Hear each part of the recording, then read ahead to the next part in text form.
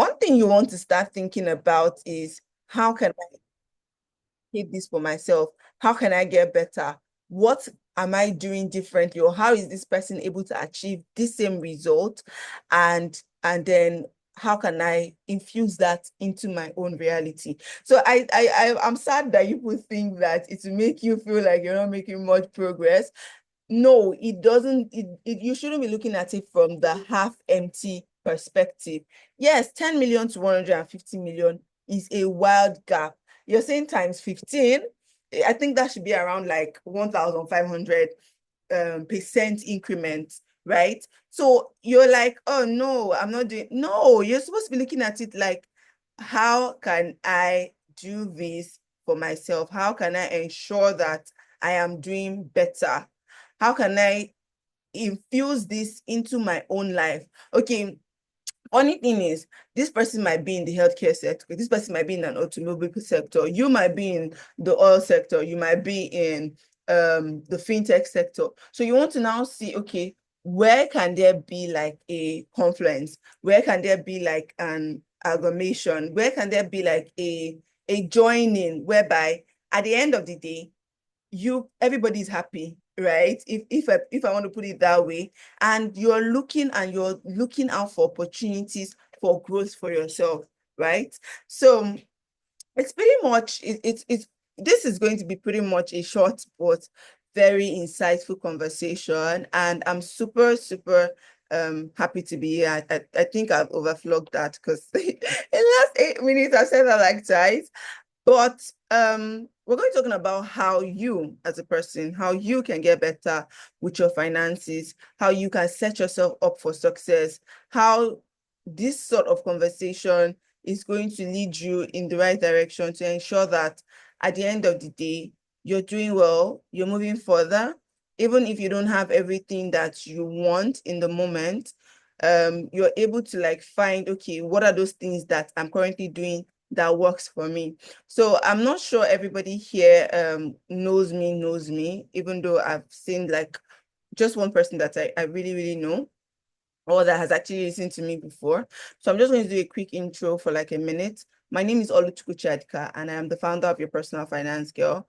The only thing that we do at Your Personal Finance Girl is talk about money. That is me putting it lightly. So you want to get better with saving, investing, budgeting, think about anything good money, getting better with your finances, then I am your, how do they say it? Is it shop plug? I'm your shop plug, right? And one way that we are able to achieve this at Your Personal Finance Girl is via education. So I am a very heavy advocate of education, because I feel like education, or I have seen it, I don't feel like it, I've seen that education is one tool that a lot of people tend to forget about. It is one very powerful tool that opens you up to more opportunities, because the more you know, the more you're able to implement, you're able to now get better. And as time goes on, guess who is going to be a billionaire? You. Yes, you. So it is just that very important part of our lives. And one thing I've noticed over time, I could actually now ask the question, how many of us growing up were sat down at some point in time and educated about what to do with your money? I, for one, let me give my own example so you understand my question. I know that my mom did do a good job in terms of, oh, you need to get a good grade.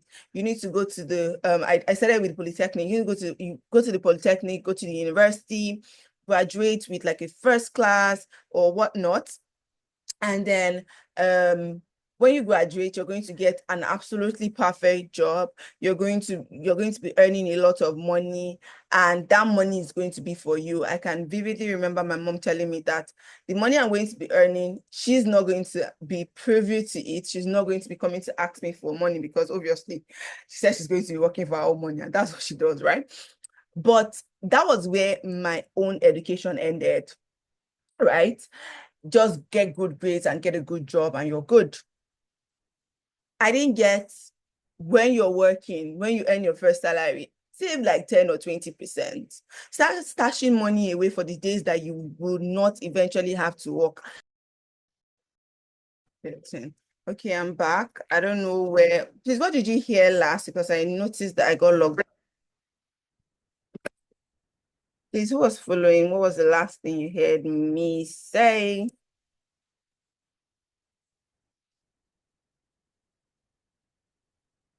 Ah, nobody heard anything.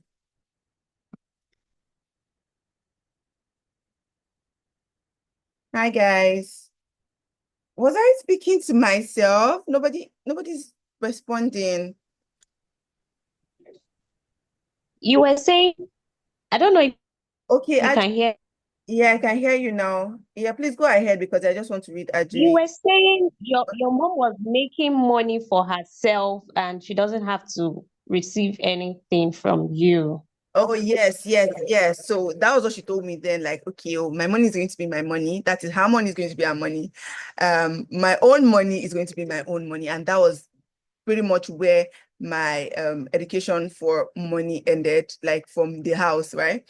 And I didn't get anything around, oh, save, oh, invest, oh, start saving for the rainy day, or start build an emergency fund and things like that. I did not get any of that, if I'm very honest with you people. So I was just I was trying to explain from my own perspective, um, what is or what was your experience in terms of um getting better with your money and growing up around money conversations. Yeah, you didn't get me. Oh, yeah, yeah, yeah, yeah, yeah. Thank you so much for using the chat. Anybody wants to use the chat so I can just read and then we can move on.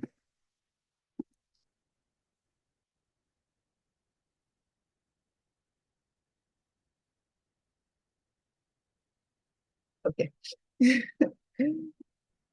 Yeah, so did any of us here get like formal education in terms of money management? What should you do with your money? That is the question. I did not though. So did you?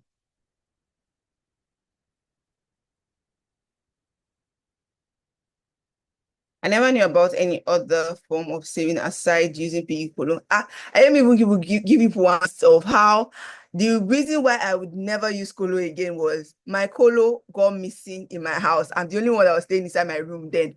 I did not see my colo again. And it was only mint I was keeping inside that colo. Like I love to gather mint, and that colo vanished. I never saw it again. All my mint, oh God, I like mint. Okay, so I'm sorry I had to just add that in. I didn't get any education in saving. I read books, but didn't practice them. Fair enough. I also got saved for the rainy day. I always got saved for the rainy day. Yeah, that's also one thing I think a lot of parents talk about. Like, oh, don't just, well, yeah. I learned about the importance of budgeting for my parents, your dad especially. I learned a number of personal finance tips as I grew up. Yes, so one way you would learn about money unconsciously is from watching your parents and watching how older ones before you act with their money. I was advised to save money from my high school, although I did just that, but I wasn't, at least you did it, right? At least you started. So personally for me, I actually started my first business when I was in primary school. I was in primary four when I started my first business. I saw an opportunity to sell lollipop for a higher fee and make like almost double the amount. At home it was like 5 naira, at school it was 10 naira. So I started saving my allowance and I used that allowance to buy more lollipop and sell at school. And I made money and I could buy all of the other things that my allowance could not afford. Right. So I started my investing journey with as little as 5,000 naira, which was one of the most mind-blowing thing I ever did, because as at that point in time, I had lost like all of my money to wrong investment. So that is why I love to have conversations like this, in the sense that you need to know some basics. So when it's time for you to go into investing or investment, you're not throwing your money away into a get rich quick scheme unknowingly. Because funny thing is, as at that time, I did not even know it was a get rich scheme, because it was a very, very high risk business. do you even know it was a high risk business? Because I did not have a yardstick as to what was a high risk business, what was not a high risk business, what was a high risk investment, what was not a high risk investment. It was just me, okay, I want to move from saving to investing. I didn't do my risk appetite. I didn't understand the nature of the business. So just be seeing all of those things that you might want to pick out from this, not understanding the nature of the business, not understanding my own risk profile, whether or not I was willing to let go of my life savings. Who is ever willing let go of their life savings, please? Nobody. I promise you, nobody. Right? So there were a couple of things, like a lot of things that I did not know as I then. And beautiful thing is I had to learn from experience. And that is one of the reasons, I think I was like 2015 or so, 2016. And that is one of the reasons there's even a personal finance girl, because after throwing away all my hard-earned money, after throwing away all of my hard-earned money, I had to start all over again. But the beautiful thing is I did not sit down and mope. I didn't cry over spilled milk. I was able to pick myself up. Luckily, before now, I don't know if how many of us know about how you can actually have multiple jobs and all. As at that time, I was already doing multiple jobs, but apparently I didn't know that was what I was doing, because I had like multiple side gigs, I think one or two stable roles, and I was just happy and living life, right? So these are like that. This is my personal story, right? Currently, after picking myself up, I've been able to grow my investments. I had to start all over again. I had to learn a whole lot. Like I invested so much into education that sometimes I wonder, right? Sometimes I wonder how much more I'm able to dig out, because this has now strengthened me. This has now strengthened me to the core where I'm able to help other people. I'm able to talk more about these things that I've learned, so that everybody, as many as those of us that are willing to listen, do not fall into the same when I say pathetic story like I did, because it only takes you studying a little bit, just a little bit, listening to a conversation like this, to get better with your finances, right? To get to be able to do better, to be able to just know, okay, what exactly am I supposed to do next? What exactly am I supposed to do first? And that is what we're going to be talking about in today's conversation. So this is more of a, what is that number one thing that you're meant to do, so that when it's time for you to start investing, when it's time for you to jump on the stock market, you know what you should be doing, you know what steps you should be taking, right? So, okay, please confirm that you can hear me. I keep seeing the notification that my internet is not stable. Please confirm that you can hear me. I don't want to talk to myself.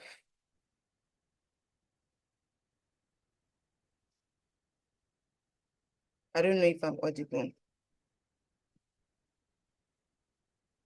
Okay, thank you very much. Thank you so much, Grace.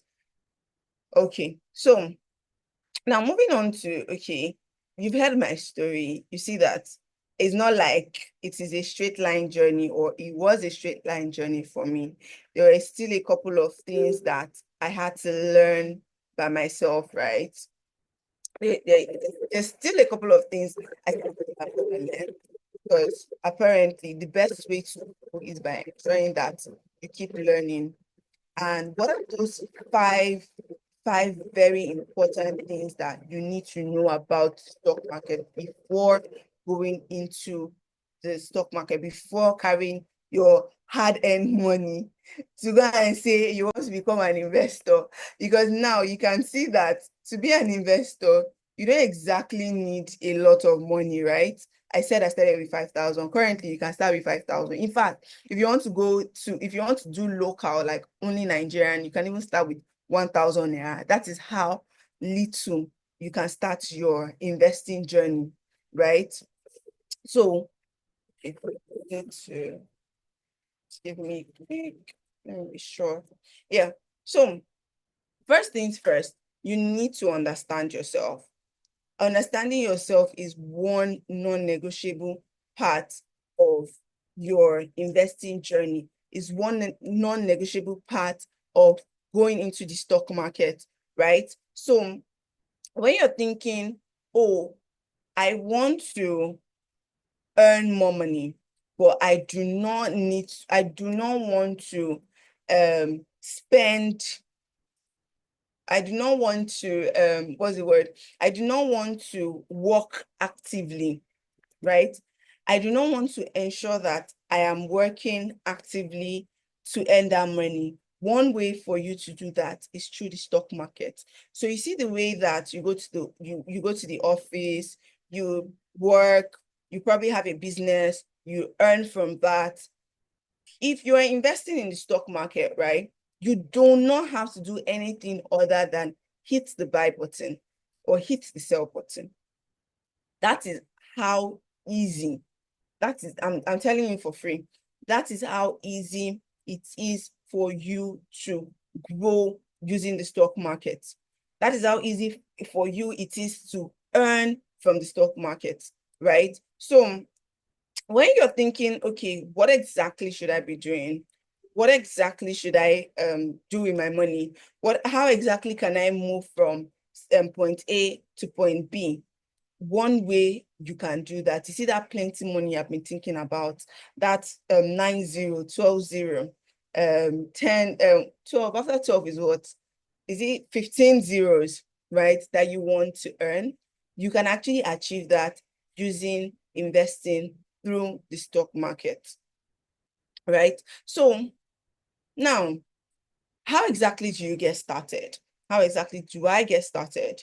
First things first is, like I mentioned, you have to understand yourself. Are you someone who has a very high risk appetite? Are you someone who don't exactly mind losing some money to make some money? Because there are some people like that. I don't mind losing some money if I know I'm going to make money. But even if I want to make money, that's category number two. Even if I want to make money, please, I don't want to lose 5 naira. It is absolutely fine to be on either end of the spectrum or even being in the middle. So now let me explain what that is. For someone who's like, oh, I really don't mind losing money to make some more money, we would typically call that person a high risk person, someone who has a high risk appetite. And that is absolutely fine if you have a high risk appetite. There is no stigma as to whether or not you should have a high risk appetite or you should have a low risk appetite, because when it comes to making money, spending money, everybody's preference can never be the same. In fact, even if we want to look at our outward appearance, is everybody the same? No, apparently no. So why do you think that when you want to invest, you have to follow the crowd, or you have to follow a particular suit of how things should be done? You need to, first things first, understand yourself, right? So if you do not understand yourself, it's going to be hard though.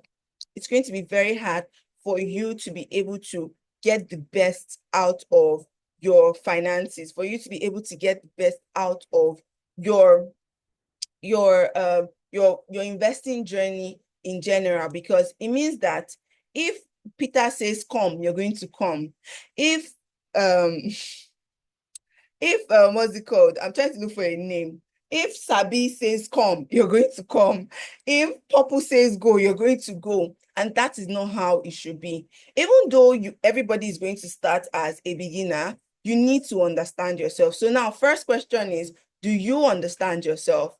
Have you thought about what will happen if you lose a chunk of money? Are you going to sit down and cry about it and not do anything more? Or are you going to mope for a bit and pick yourself up and start looking for the next opportunity? So in 2008, there was the global economic crisis. The Nigerian stock market lost around like 70% of its value. Like, things were bad, bad. So just imagine you had 100 naira before and it became 30 naira. That is what the 70% means. Like it went from 100 naira to 30 naira. Please tell me what will happen if something like that happens to you? If you should tell me what is going to happen if your 100 naira becomes 30 naira.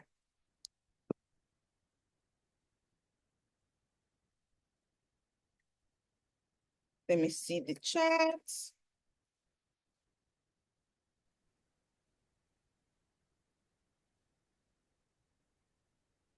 Okay, I got one message.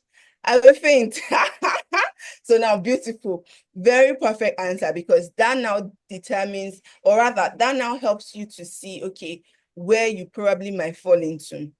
Because if you know that you do not have the mind, the capacity to withstand that kind of to withstand that kind of shock, then you want to ensure that you have a diversified portfolio, meaning that you're not going to go and put all your eggs in one basket, because that basket broke. And that's not the first time there was an economic crisis. I can't remember, I think in the 90s or so, there's been 2 or 3 very horrible economic crises like that. But then again, this is almost 20 years down the line and things have normalized. So it's not something that happens every day, but it is something that is expected to happen. And as time goes on, people would grow a thick skin and get better at the end of the day, right? So now, as I was saying, we need to understand ourselves as people. We need to understand where we fall into. So we already did an example of if your 100 naira became 30 naira, what will happen? And I'm very glad that Wilson was very, very, very plain, and he said he's going to faint. Please, it is very valid. If you want to faint, you want to roll around, please, by all means, do it. So now that you know that, oh, this is risky, I'm not a high risk person. If you're thinking about investing, if you're thinking about growing your wealth, if you're thinking about building something that's going to be sustainable in the long run, then you would know that if I'm supposed to invest in the stock market, all of my eggs would not be in one basket. I need to spread things around. So I need to also understand what they do in real estate. I might want to understand, if I'm a high risk person, I want to understand what are they doing in crypto. If I'm also like a conversational or a transactional person, I want to understand what are they doing in commodities. If I don't want anything at all, I don't want problem. I just want peace. I just want the money to be adding one drop. After all, I don't know how many of us here. Oh yeah, this is a very good example. Have you ever had a tap that's gone bad in your house before? Has anybody here had a tap that's gone bad before? And how you just put a bucket, a plate or a bucket under it, and it's just one drop. Probably you leave it for an hour, or you leave it to the evening, or you leave it to the next day. What will happen to that bucket or that plate that you put? Probably is your kitchen tap or is your bathroom tap that just has one drop. It wouldn't just close. Who can tell me what happens?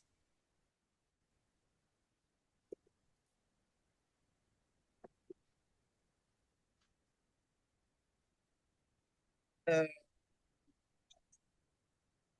the bucket will be full. Simple. It will be full. It would eventually get full, even though it is one drop, one annoying drop. You know how that drop used to make noise? Boom, boom. That is what the stock market can afford you when you start small and when you decide that you're going to learn on the job and grow along the way. That bucket from that one tiny drop or that small container that you just put in the kitchen sink always gets full. So many a times, a lot of us believe that once we start investing, or we have the notion, I won't say believe, that once we start investing in 1 year, I should have made 1,000%. I should have made 3,000%. So if I put 1,000 naira now, I'll make 5K in 1 month. If I put 1,000 naira now, I'll make 10K. Well, that is possible, very possible. It is, I was doing a deep dive into how in Nvidia, which is like one of the biggest, I think top 3 companies in the world, and how Nvidia had grown in the last 5 years in 2 or 3,000%. And I'm like, is it Apple? Is it Microsoft? Like, there's so many companies that do exceptionally well in 5, 10 years. But A lot of people forget that 5, 10 years is like 12 times 5 in 60 months. And then people now want the result of 60 months in 3 weeks, in 3 months, in 1 year. You have to give your investment time. So I hope you are getting, see, I'm already telling you what it is I have to say. Oh, I already said the first one, I will enter the second one. I hope you are following, right? No matter what, no matter the type of investment that you're doing, there was a post that was spoken about on the community about a woman who is retiring with like $1 billion and started at she's currently 53 and started at age 26. And she started with 4,600 naira. And that is around, how many years is that? 53 minus 26. People should not yab me. Oh. Let me go and use calculator. Wait for me. Oh, no. So that's 27 years. Yeah, in 27 years, a journey that she started with 4,600 has gone to 1 billion naira. See, so I love to do this exercise where I say, please, can you write 1 billion for me? I think it's usually like 8 figures I would do, but can you write 1 billion on the chat? Let's count the number of zeros. Let's count the number of zeros. I don't think that math was correct. 53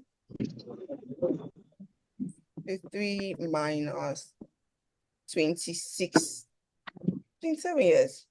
So 1, 2, 3, 1 billion. This woman actually started an investing journey with 4,600. 4,600. Please, 4,600 naira. I'm not talking about dollars. I'm talking about naira. And in 27 years, she has grown that money from 3 figures to, let's say 4 figures to be fair, to 9 figures. So if that time was not there, I looked through her portfolio. She had real estate. Real estate. In a few years, she'll sell off the real estate, get something else, increasing her, what's it called, her net worth. She had mutual funds, she had fixed income, she had then a bit of stocks, and then she had forex, that is foreign currency, and just earned just a little bit of money on it. And what did she hold on? Compound interest. What did she hold on to? What did she use to win? Time. She used time to win and compound interest. And that is what, like, something like that is what you that is listening to me right now can do. It's like a very simple formula. I was talking to somebody today. She's also a certified personal finance coach. And she's like, I'm not going to say it outside, but I've gotten the highest return on investment from mutual funds. This is someone that has been doing this investment, I won't say investment banking, but a line of business, which is lending, for like 14 years. And I'm like, we always forget that time is the secret ingredient to winning. Some of us will start today. After 2 months, we forget. When life throws curveballs at us, we'll be like, do I really need to save this money? Do I really need to invest this money? Do I really need to keep this money aside? Rainy day has already come. Oh. Abi, shebi is for rainy day. Let me remove it. Then we break the cycle. Then we have to now, for those of us that now remember that we want to start all over again, then we will not start all over again. Something that you could have just left, something that you could have just been consistent with. Is it 5,000 that you want to be doing every month? Is it $10 you want to be doing every month? It is something you can afford. And then if you say you cannot afford it, there's this, I'll say harsh, but I don't like to be harsh because obviously everybody's approach would never be the same. Right? There's this part of me that loves to ask myself this very difficult question, which is, if it was easy, will everybody be doing it? And then I have an alarm on my phone that goes off every day by 12 noon. that says, what are you trading your future comfort for? What are you trading your future comfort for? So now you'll be like, oh, I want today to be okay. I want today to be okay. What about tomorrow? Because all of us right here, right now, are most likely in our youth, are most likely getting better, trying to grow, trying to do a business. But there'll be that time when you are building your family. There'll be that time when you're done building your family and you just want to rest. Do you want to wake up one morning and ask yourself, what have I done with my money? What have I done with my finances? Where is the evidence of the work that I've been doing? So one of my one of my favorite exercise when I start working with people would be is always go and download your bank statement for like a month or 3 months or even a year. Like just download the bank statement and see what has come in, what has gone out, what did you retain? Fine, the cost of living is after the living.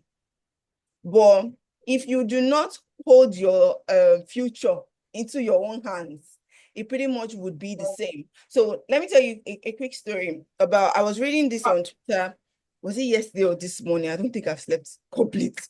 But anyways, I was reading this stuff and this lady talked about how when people move abroad, they are very tempted to just want to do menial jobs to let things go by, to just make ends meet. And they then now forget that they were doing something entirely different before. 1 year in, 2 year in, you get stuck in that repetitive cycle of doing the exact same thing that does not directly benefit, that does not give you fulfillment, that does not make you happy. The same thing when people move to a new city, many people come to Lagos, be like, let me just do that receptionist job. Let me just do this one. Let me just be making money without what's it called? Without personalizing and sitting down and being strategic about your growth. The same thing applies. All of this I just mentioned literally applies to your finances. You're like, oh, everything is moving so fast. Let me just pay the bills. Let me just do this one. And then you're looking at your bank statement. You only have transport fare that is left for work. Oh, you only have money that is left for food. Meanwhile, you, who is the owner of the money? You, who is supposed to be the one telling the money exactly where you want it to go? You did not prioritize yourself. You did not keep probably 5%, if we cannot even do 10% of your income. You did not keep it for the, I wouldn't even say rainy day. You did not keep it for yourself. So I always joke about how many people work for their landlord. Many people work for the, is it downfall or the Uber drivers that they use? Many people work for their family. Many people work for their friends. Many people work for religion and forget entirely about themselves. And then 5 years, 10 years into working, you're asking, oh, I don't even have a car. Oh, I don't even have a house of my own. Oh, I don't even have investments. But the beginning part, you forgot, or rather, you've forgotten. So the same thing, all of this I just mentioned is for you to ask yourself and look inward, look deep down, see what exactly can I do? Or how exactly can I prioritize wealth building? How exactly can I prioritize wealth building while living life, while trying to be an adult? Please, adulting is difficult. I can tell you for a fact that adulting is difficult, right? But at the end of the day, you have family and friends, you have work, you have so many things that will be dragging your attention, and you don't want to end up at the end of your work cycle wondering where or what you've been doing. I know for a fact that many people will be like, oh, it's not entirely easy. It's not the easiest of things. Somebody's mic is on. It's not the easiest of things, and that is fine. That is absolutely fine. But then there's this thing called consistency. There's this thing called a little bit of discipline, and there's this thing called self-love. So, just in case you see them dragging me online, on Valentine's Day, just know that you should go and watch the full video and don't join people and drag me because I said what I said. You need to have self-love. And one of the ways to love yourself is by prioritizing wealth building, is by prioritizing putting that 1K into that investment account, putting that 1K to buy that stock, putting that 1K to ensure that you are buying yourself a day in the future. It might not even be a day, it could be an hour in the future where you don't have to work, where you don't have to worry about working, right? So you can actually start that. You can actually do that for yourself. Or I don't even know how to ask the question. Is there anything wrong in prioritizing yourself? I need to know. Is there anything wrong? I need to know in the chat. Let me go and look for the chat.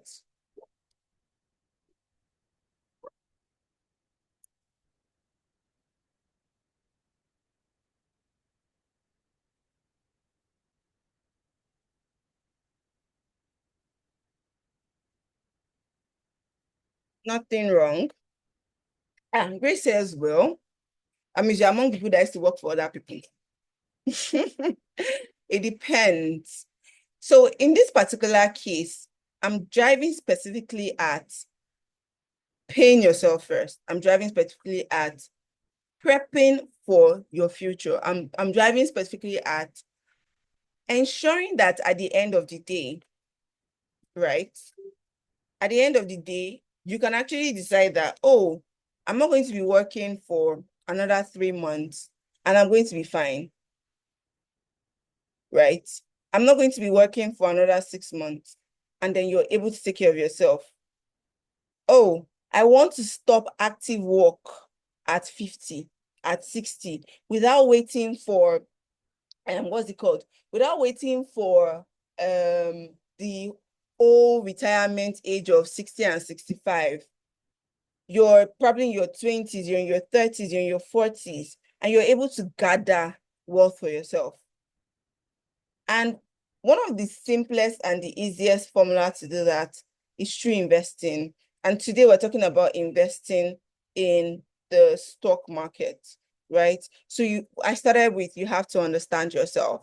You have to understand your risk appetite. You have to understand you now literally even have to have a goal, right? You need to understand the market in itself. You need to understand what you're doing with your money. You need to understand where your money is going to. And then it will be very, very, very, very beneficial if you understand the stock market in itself, you understand the ups and the downs, you understand how businesses run. So that way you're not making the same mistake that I carried myself and carried on all of my life savings and threw away, right? And we all know for ourselves that investing in the stock market is one very great way for you to grow wealth because statistics over time has shown that you would always, always earn. In fact, like the bare minimum is around 7 to 8% per annum, of which it's typically higher depending on the sector that you decide to invest in. But one thing, what's it called? I'm going to talk about is, okay. One thing I'm going to talk about is how exactly do you get started? I think I touched on that earlier. How exactly do you get started? First things first, you want to have a goal. I want to start investing. It's not a goal. I want to start investing in 2025. It's not a goal. I want to start indexing X amount of money and I want to have X amount of money invested by the end of 2025. That sounds like a goal. I want to have stocks, mutual funds. That is a goal. I want to have X amount of stocks by Q1 is a goal. Once we're done with that aspect, once we're done with that particular what's it called, aspect of investing or thinking about investing, after already clearly defining your goal, the next thing you want to do is learn more about the stock market in itself. What do you need to know about the stock market? How well has it been doing? What are people, how can people make money from it? Because many a times you need to let me piggyback. I need to highlight something. When you're trying to make that goal of, okay, I want to invest X amount in X period in X assets. So to make that example clearer, I want to invest 50,000 naira in the stock market in Q1. It's a beautiful goal, but then again, you want to clarify whether, oh, I just want to invest that because I want to have dividend income, or would I say passive income? I just want to invest that so that the money can increase in value through capital gains. Or I want to invest it in the sense that, you see that 5K I'm going to be doing every month, it is for the next 10 years. So if you're doing like, oh, I want to start investing in the stock market for the long term, then it means that you're not a trader. You're not worried about whether the market goes up or goes down tomorrow. You're more invested in, okay, so you're more invested in how exactly can I ensure that I am consistent? We already did the part of me using that woman who has like a billionaire worth of assets. And I highlighted how it took her 27 years to get there. But then she started with just 4,600. So you too, how long do you want to stay invested? How much do you want to have what's it called, invested at the end of this period? And then one thing I've noticed is many people just go after what is hot, what is trending. I could remember I can remember when I think a few days ago, Nvidia stocks went down because DeepSeek launched a China AI company that launched, and then everybody was like, ah, what was Nvidia doing? Why did they not do something? Yada yada yada. And for the first time in a long time, their stocks went down, I think 17% in one day.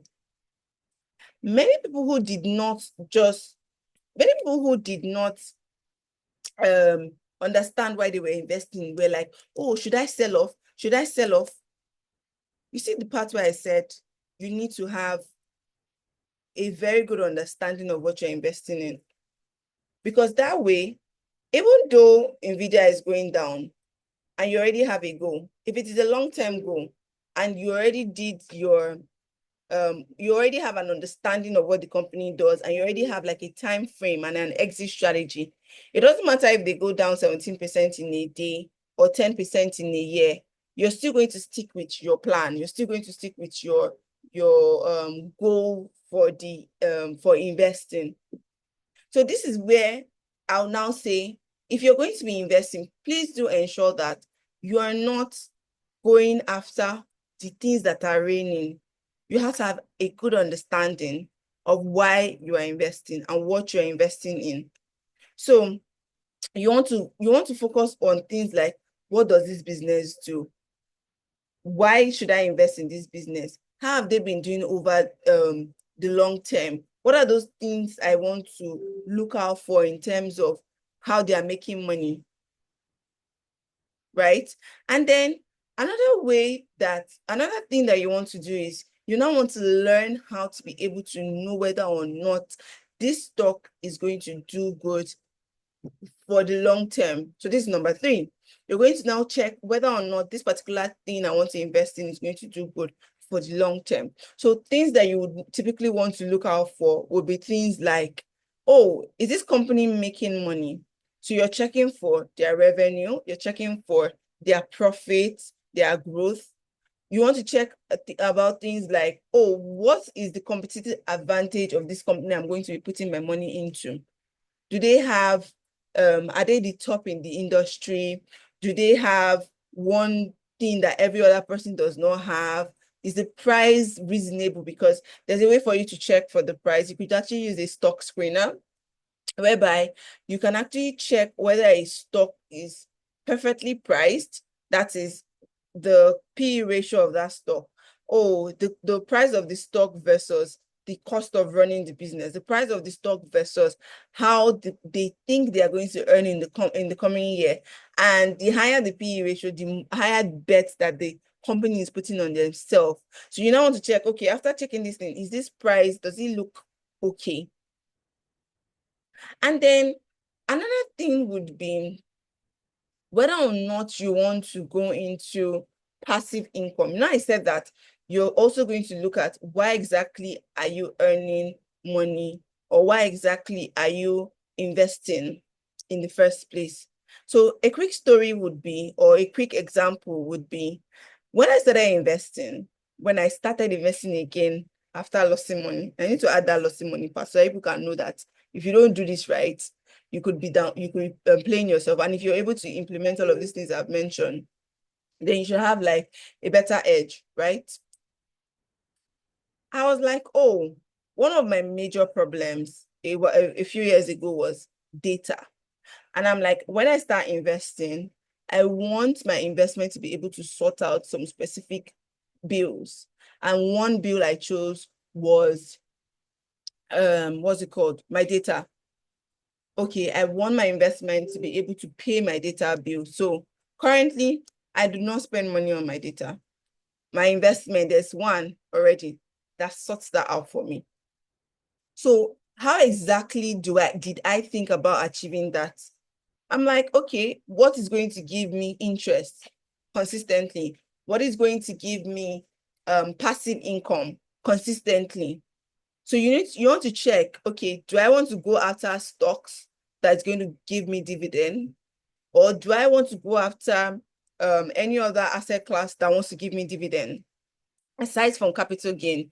So just in case we don't understand what dividend is money that the company shares to all of the shareholders after calculating their profits. Oh, we did well this year. Okay, we're going to be giving you people 1% of dividend, and then depending on how much you have invested, you're going to get 1% of the amount, either monthly, quarterly, biannually, or annually. So they will not share the money, everybody will collect the money, everybody will be happy, everybody will claim out. Right? So you want to ask yourself, okay, do I want to do that for myself? Do I want to have that? While that is going to be for a beginner, that is like an ambiguous goal, because it means that you're going to be putting in a lot of money to hit a particular dividend amount or a particular dividend target. But it's also a very good way for you to measure your stock investment growth, right? So, and then another thing could be, oh, I know I'm going to be getting dividend. And another thing I want to do is, while I'm getting dividend, I want to be reinvesting the money so that after a period of time, let's say I want to give myself 3 years, I want to give myself 2 years, I should have X amount of money reinvested back into my stock. And probably then I could actually now start withdrawing this money, right? So once you have that at the back of your mind, it sort of gives you clarity. It sort of gives you clarity on what you're doing for that particular goal, without missing, without overthinking, without going around in circles, right? So another thing is, once you have all of this, you then now need to have a particular amount of money that you will be investing per time. It's not that, oh, tomorrow you would invest 5,000, next tomorrow you invest 1,000. Fine, it is still consistency. But if you want to hit your targets, your goals at a particular point in time, then you want to stick with a strategy that works, right? And once you're done, oh, I already have like a mental number that I can stick to, the next thing you now then want to do is to start. Start small and be consistent. Ensure that whatever that you are buying is something that is going to stand the test of time. And if you're like, oh, I don't understand the stock market, you could go for ETFs. You could go for things like indexes. That there's the S&P 500, which is like the most popular one. I'm sure if you've not heard anybody talk about the S&P 500, then you might want to spend a little bit of time doing a bit more research. So the S&P 500 is an index fund that tracks the top 500 companies in the US. So if you're buying the S&P 500, you're literally buying a piece of 500 companies or 500 of the top companies in the United States, right? So you need to buy strong companies, and not just that, oh, it is a share, it is a stock. Like, these people, you've gone through their numbers, you understand how they are doing business. And then it's very important to diversify. Diversification means that you are not putting all of your eggs in one basket. You are buying stocks, you are buying bonds, you're buying treasury bills, you're buying ETFs, not just one asset type. And most importantly, you stay patient. You stay patient.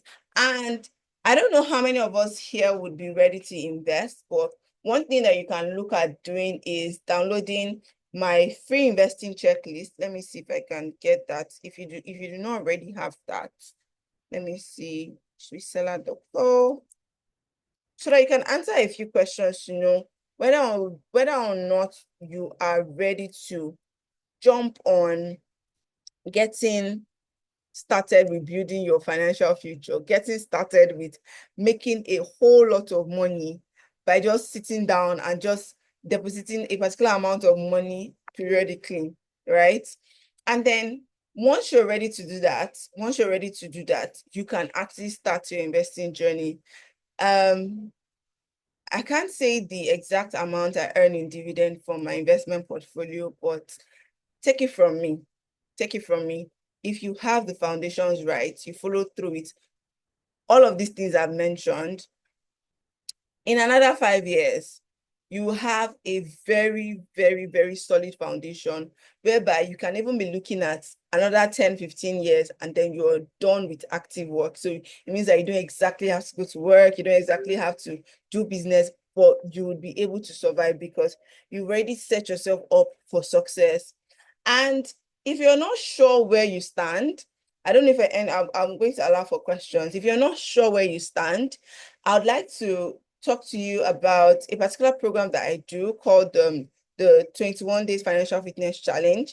It is a program that lasts for a whole 21 days, whereby you're learning one topic about personal finance every single day.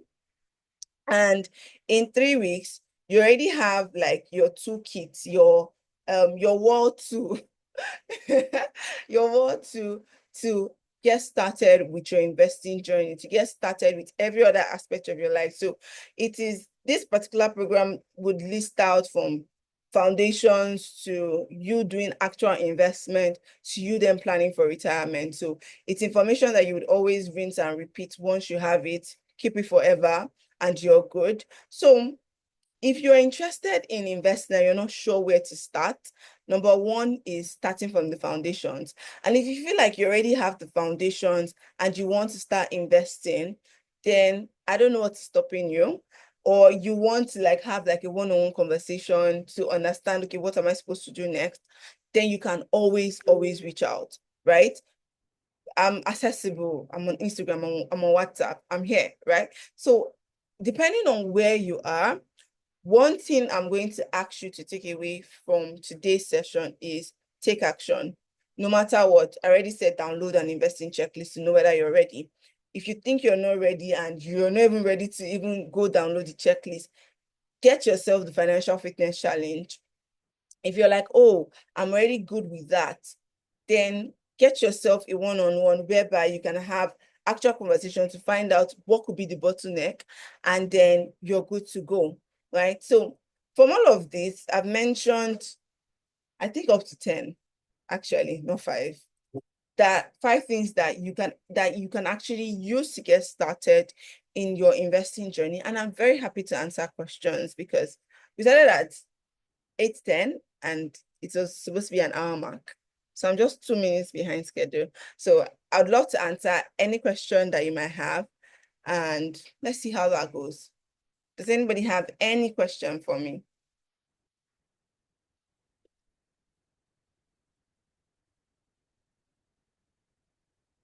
You will have question, oh. I don't used to do talking and somebody will not have question. You have question. Maybe I should have announced it from the beginning that you have question. But yeah, I'm waiting.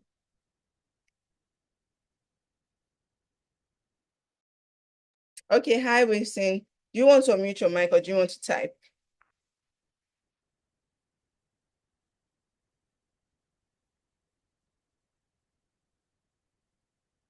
I even forgot.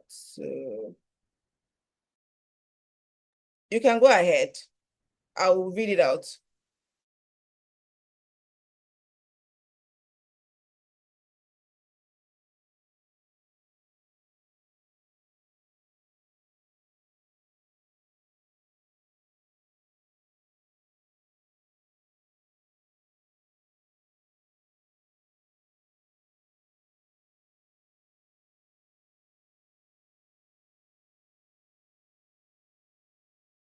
Okay, so just give me a quick moment. I see the questions coming in. Please go ahead. Go ahead. Go ahead to type your questions. Don't be shy. I mean, they used to ask me plenty questions. So we know that both of us are getting value from our time.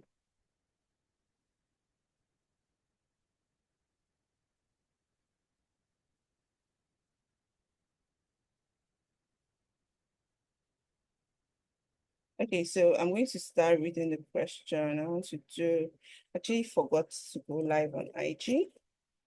I absolutely forgot.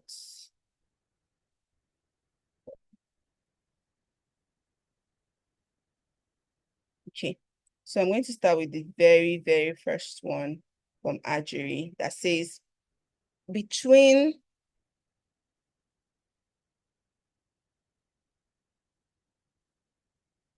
please give me a quick moment, guys. I need to Q&A.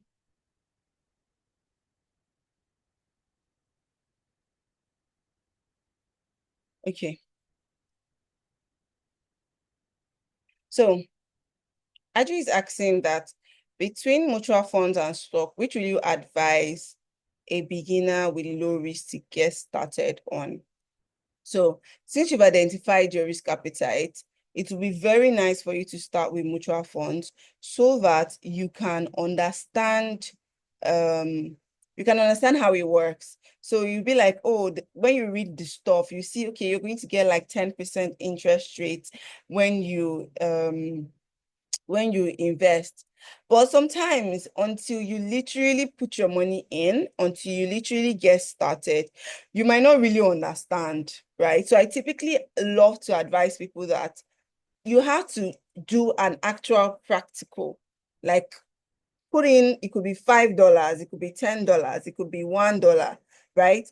To understand how exactly this thing works. So that way you're like, okay, I've read about mutual funds. It's like a basket of different assets put in one so that it helps me to mitigate against risk, right? But how exactly do I, let me give me a moment. Okay, yeah. So how exactly do I get into it, or how exactly do I understand the interest rate, even if I've read that, okay, this is the interest I'm going to be getting on? So it will be very nice for you to actually just put it in a little bit of money, not a lot. You can even do 5K. I don't know, I like saying 5K, but it could be $10, it could be £10, it could be 10K.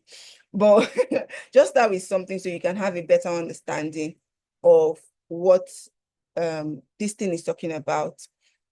And then I hope that answers your question. But yes, mutual funds will be a great starting point. And then something that is similar to mutual funds that is in the stock market is the index funds or the ETFs, because these two I just mentioned typically have like a basket of investment, not just one particular investment. It's like a basket. So they have different things, either tracking a sector or an industry or different industry mixed together so that you can actually get better. And then since you're in the UK, you can actually try out Vanguard. They have like a lot of these things. So go and read on it. So, Grace, I have a question. Please, is a robo advisor app is there a robo-advisor app to get started with in Nigeria? Yes, there are robo-advisors. Yeah, there are robo-advisors. However, I do not know of a Nigerian app that or a Nigerian service provider that does that, right? So you might actually want to Google, but yes, robo-advisors are great because you don't exactly have to do anything and you just have to copy and paste. But the risk part of it, there is a risk part of it. So you would also want to weigh if you want to do that, because what if you're not early enough? What if you don't put the right thing you're supposed to put? Things like that. Yeah. So I hope that answers your question. So I asked a question some time ago about dollar investing. Hey, but your question is not complete though. Okay, it's down. What is the value of dollar investment now for in Nigeria, currently in Nigeria? So this is where having goals come to play, right? So personally, I have most of my investments, not most, I have like a chunk of my investment in what's it called? In foreign currency. Yeah, I have a chunk of my investment in foreign currency. And this is personal to me because most of my goals, when I'm thinking about money in my head, I'm thinking about it in dollars. So why am I stressing myself trying to do Naira every single time when I can as well just keep just keep that investment in dollars, because that particular most of those goals are in dollars. And then for the goals that are in Naira, I have like a chunk of another investment, like a huge chunk, physical assets and the likes that are also in Naira. So for the value, like what is the value? It's depending on what your goal is, right? As a person, it's depending on what your goal is as a person. So if you sit down and draw out a plan, let's say you want to have like a 10-year plan, and your 10-year plan involves traveling abroad to for vacations, for business, and you want to keep that money and you're keeping that money in Naira, in the long run, because of how our economy has been, will that pay you in the long run when you know that, oh, your vacation is 2,000, it will cost you $2,000, and then you decide to save that money in Naira, and then the Naira goes down? Does it pay you? Are you getting closer to your goal, farther from your goal? But you know that you are saving this money in dollars specifically because that goal of going on vacation is in dollars. So it's not a one size fits all, because eventually your goal has to align with whatever currency that you're working with, right? So yeah. So I think this is for Wilson. So I think my major problem is what app to use to buy stocks, because I initially bought stocks on an app known as wealth.ng, and I think I got scammed. No, you did not get scammed.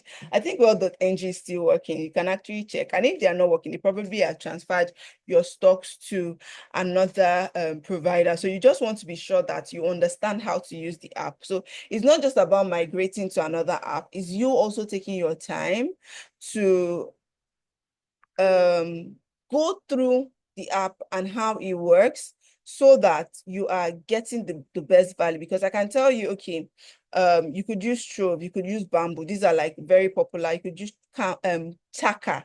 These are like very popular apps. Invest.ng. I can't remember if they allow you to buy stocks, but I know that they allow you to have like various assets. If you go ahead and migrate to another app and you don't take time to learn it, guess what happens? The same thing. You get confused. You probably did not do your KYC complete. You don't have access to the money. And then we will start the whole conversation again. So I would love you to like go through the app again and be sure that you just play around it. They would have a YouTube channel that has how-to videos. You want to also play around that and see whether it works for you, or if it doesn't work for you, withdraw your money and go to another app. I've seen people that will tell me that, oh, I don't understand Bamboo. And there are some people that would come and meet me that if it is not Bamboo, I'm not getting another app. I'm not using another app. So it's not there's a part of how we perceive things or how we receive things, not even perceive. There's a part of how we actually receive things that differs. So my main advice would be, please go through the app again. And if you watch a few videos, it doesn't work for you, then you can migrate. But migrating to every other place pretty much be the same, because you also now have to check whether or not you also have to now check whether or not these people are using the same broker in the US. So you might end up getting like 5 investing apps, and then you're using the same one broker, all of you join together. So you're spreading your money in 5 places and it is the same one thing. So that's another thing that you want to take note of. So also, the next question is also, can a Nigerian living overseas to invest in Nigeria? Are there tax implications? Yes, now you're going to pay tax from investing. I can't remember the percentage on capital gain for investing. And then there's also tax when you invest in real estate and you want to like liquidate it and all.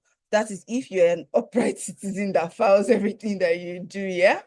But yes, you may need to pay some tax, but it's typically not that much. Even the what's it called, the overseas tax that the overseas investment that you do, you still pay tax on dividend. For every dividend I've ever received, I've paid tax on them, right? And then capital gain, I've not bothered selling off anything yet because I'm a long-term baby girl. So there's also that part of you're also going to pay tax on it, right? But if you look at it in the long run, it's not going to be a lot of money, right? So the next question says, would you advise one to invest in Nigerian bank shares, and how does one pick a stockbroker?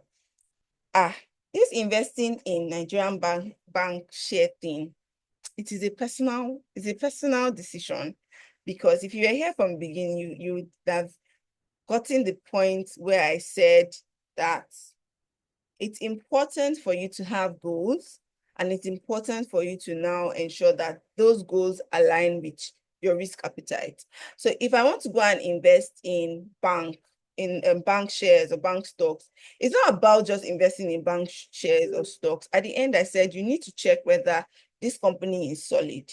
You want to understand whether or not they're going to be here for the long term. You want to understand whether or not these people did not come to play. You want to see whether they are making money, their revenue. You want to see, do they have space for growth? All of this information is available online, right? So you can actually just Google about a bank, check their bank statement, check their financial statement, check their earning report, try to see, okay, how have they done in the past couple of years? Are they innovative? Are they bringing out new products, new ideas that is going to help them make more money? Right? So then how does one pick a stockbroker? In all honesty, you just want to go and research on them. There are so many brokers, from Chapel Hills to Coronation to Standard, is it Standard Chartered? No, it's not Standard Chartered. Oh, Stanbic IBTC. There are so many brokerages. In fact, your bank, your own bank, go and check. They even have like the regular bank that you are using to do your income and expenses.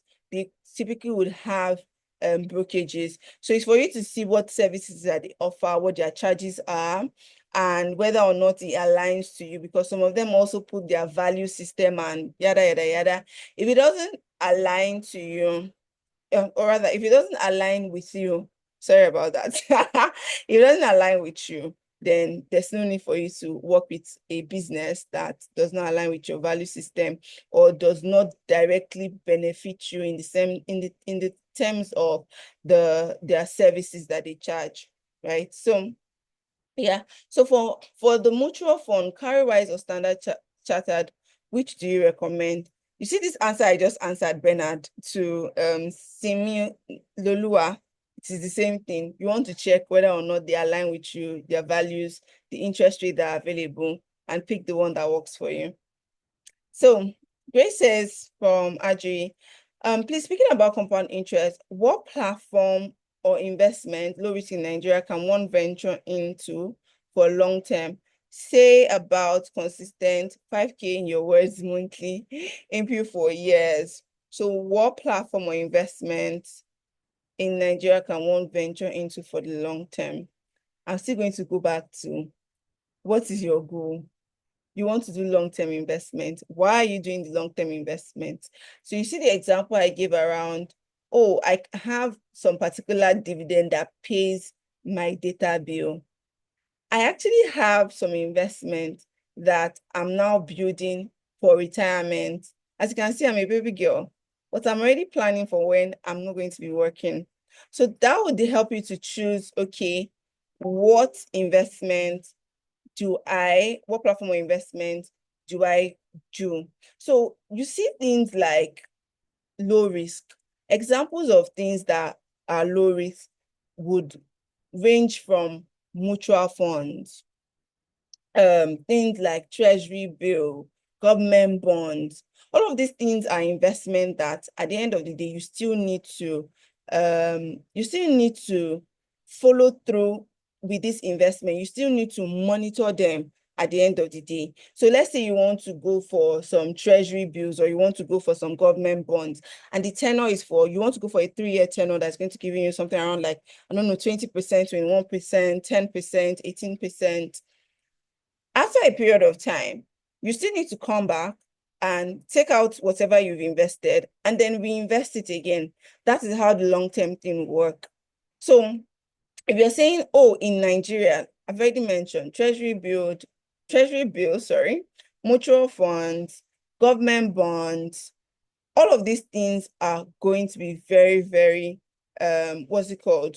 Useful for someone who is a long-term person. And your only job would be, as you are consistent with your 5K monthly, you're also trying to monitor what the interest rate is. And you also want to ensure that it still aligns with your goal at the end of the day.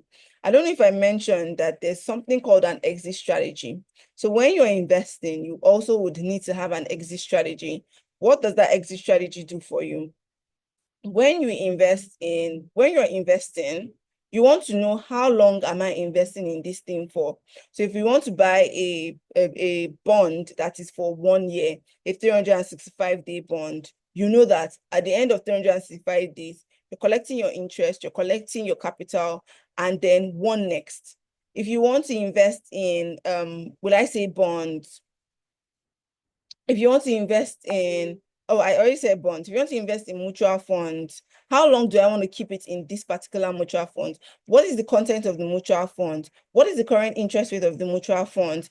And when it is time, let's say I'm doing a 1-year thing, I'm using 1 year as an example. You could do 5 years, you could do 3 years. Okay, do I want to reinvest it? Do I want to move to something else? Right? So all of these things are very, very important for you to be able to stay consistent, right? So Grace and Ajiri, do you people get this example that I have given to you?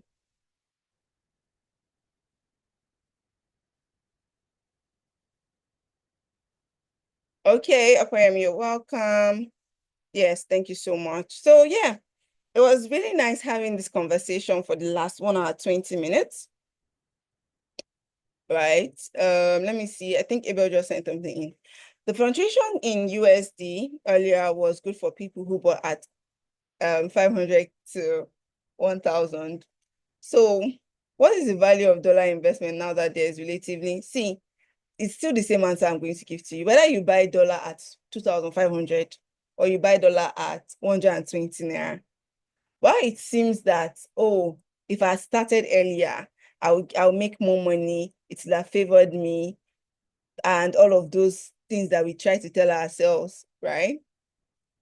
If your goal is in dollars, it doesn't matter how much you're buying the dollars, right?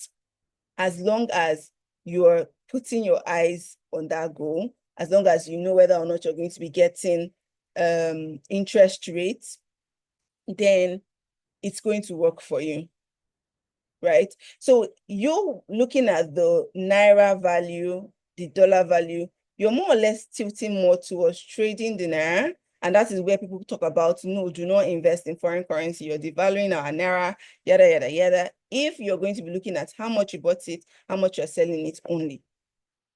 So that's why I said that if you're investing in dollars, your goals should be tilted more towards the currency, towards that.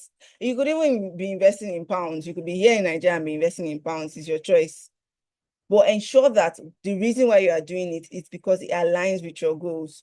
So, or it's just a way to, what's it called? It's just a way to balance off your portfolio, because there's also the part of being overexposed to the naira, especially for those who would eventually now spread their wings into other businesses across the globe.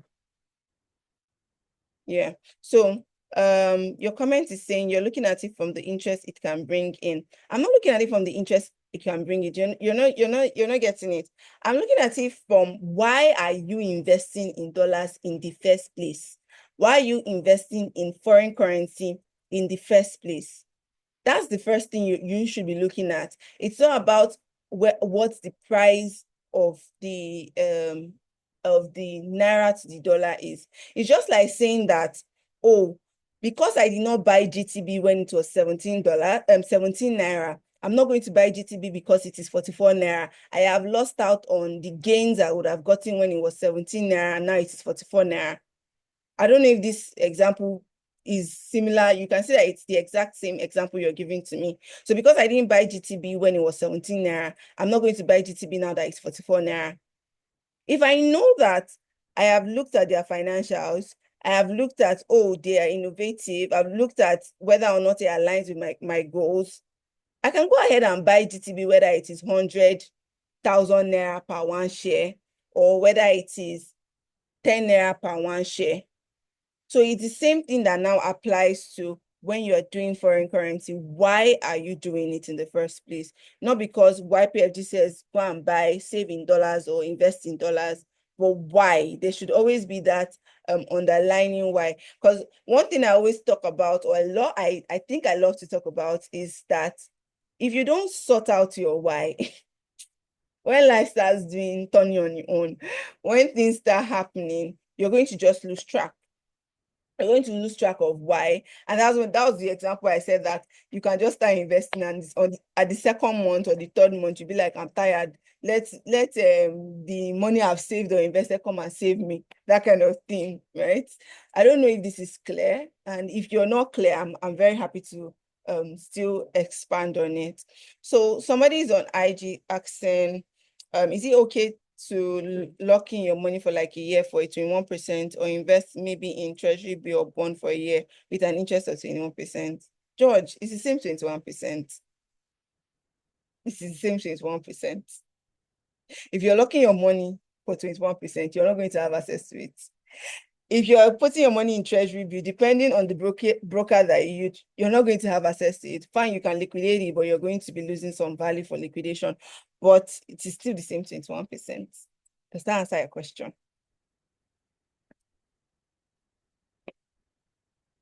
But yeah, I don't know if anybody has any more question. We've done 1 hour, 25 minutes. That's a long time. So don't forget that you can as well broaden your knowledge, get better with learning about personal finance from interactions like this. You can follow the Instagram page, check us out on YouTube, ensure that you're just like getting better with your knowledge. You could download the free investing checklist. Those on Instagram is on the link in my bio. Those on Zoom, it is already in the chat.